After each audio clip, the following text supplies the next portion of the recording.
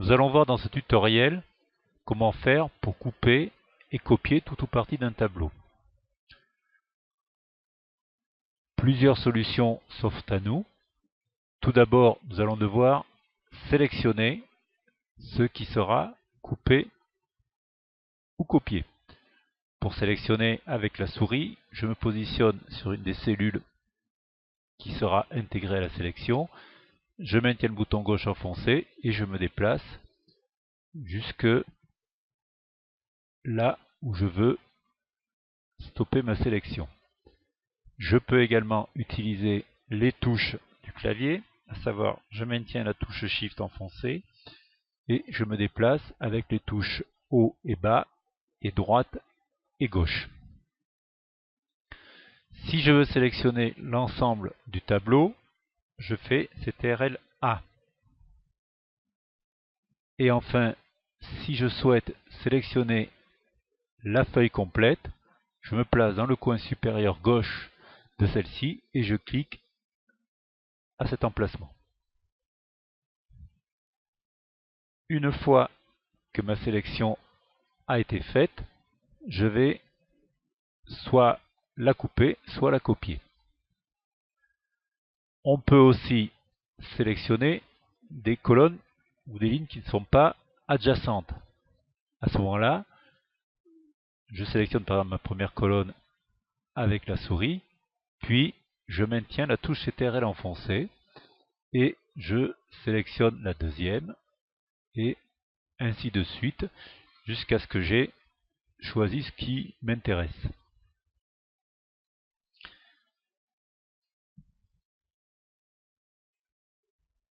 Pour couper ou copier, plusieurs solutions. Les raccourcis clavier tout d'abord. Si je veux copier, c'est CTRL-C. Si je veux couper, c'est CTRL-X. Je peux utiliser le menu contextuel, c'est-à-dire je me place sur une cellule de la sélection, j'appuie sur le bouton droit et là je choisis couper ou copier. Enfin, dans le ruban, j'ai l'onglet accueil et là je choisis couper ou copier. Nous allons valider copier et dès l'instant où j'ai fait ce choix, ma sélection se retrouve entourée par des petits tirets qui se promènent tout autour. Nous allons maintenant la coller. Je passe dans une autre feuille et là je vais choisir coller. Je pourrais le faire également à partir du menu contextuel ou avec la touche CTRL-V. Je développe coller et là je vois apparaître une série d'icônes qui correspondent à des options de collage. Quand je vais passer sur chacune de ces icônes, Excel va m'afficher un aperçu du résultat que donnerait le choix de cette option. Ici, c'est collé. On remarquera que les colonnes ne sont plus à la bonne largeur. Notamment en ce qui concerne les fournisseurs, elle est trop étroite. Ici, j'ai collé juste les formules, c'est-à-dire qu'il n'y a plus de mise en forme graphique, et les formats monétaires ont disparu. Quant aux pourcentages, ils sont transformés en nombres décimaux. Là, je récupère ma mise en forme des formules et des nombres, mais je n'ai plus de mise en forme graphique. Plus de bordure, plus de fond coloré. Ici, j'ai quasiment la mise en forme source, à part la taille des cellules.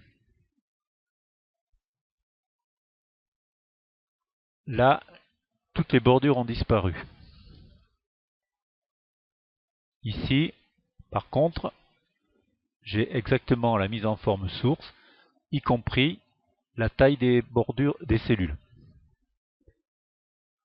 Et la dernière option, inverse, c'est-à-dire que les colonnes deviennent des lignes et les lignes deviennent des colonnes. Je peux ne coller que les valeurs, c'est-à-dire que toute mise en forme graphique et monétaire ou des pourcentages, des nombres aura disparu. Je retrouve des nombres décimaux à la place des pourcentages, je retrouve plus mes euros. Ici, par contre, je retrouve la mise en forme des valeurs et des nombres, mais je n'ai plus du tout de mise en forme graphique. Quant à la taille des colonnes, elle ne correspond pas forcément. Et enfin ici, j'ai la mise en forme des valeurs et de la source. Mais la taille des colonnes ne va pas non plus. L'option suivante, je n'ai que la mise en forme. Je n'ai plus rien à l'intérieur de mon tableau. L'option de collage suivante est très intéressante si l'on veut coller notre sélection dans un autre classeur. Je vais donc amener un nouveau classeur et je vais choisir cette option. Cela va me permettre de synchroniser les modifications. Si par exemple dans le premier classeur, je modifie le prix unitaire de 500 à 800 €, je vois dans le second classeur que cette correction a été immédiatement prise en compte.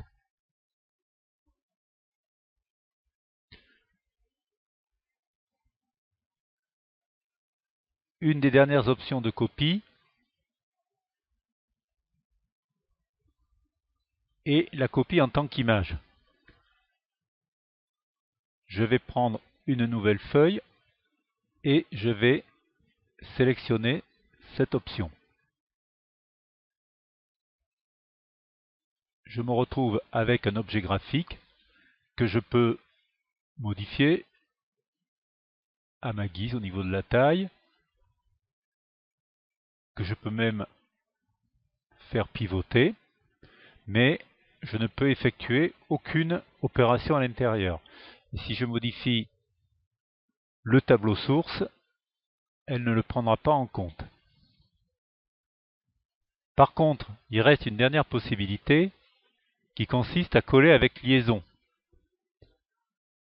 Toujours une image, mais là, par exemple, si je modifie mon document précédent, je repasse à 500, je devrais logiquement retrouver les 500 dans la nouvelle image. Mais par contre, ça se comporte toujours comme une image, c'est-à-dire que je peux la réduire, la faire pivoter, avec l'avantage que les modifications du tableau source soient prises en considération dans mon image. Il existe enfin une dernière option dans les collages spéciaux qui permet de sélectionner des modèles de collage et on s'aperçoit par exemple que par contre les collages avec liaison ne sont possibles qu'avec très peu d'options. Il faut quasiment tout coller pour avoir la possibilité d'utiliser le collage avec liaison.